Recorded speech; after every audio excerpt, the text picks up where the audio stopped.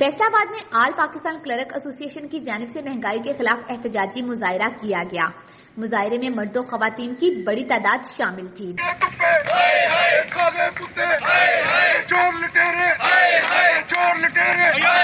مظاہرین کا کہنا تھا کہ بڑھتی ہوئی مہنگائی کے باعث ہمارے گھروں کے چولہے ٹھنڈے پڑ گئے ہیں، لہٰذا اعلیٰ حکام سے درخواست ہے کہ مہنگائی کے تناسب سے تنخواہوں میں بھی اضافہ کیا جائے تاکہ ہماری زندگی کا پہیہ چل سکے۔ وہ بھی آئے گا کہ ہم اللہ کا شکر کر رہے ہوں گے کہ ہم لوگوں نے کوشش کی اور اللہ نے ہمیں کامیابی دی۔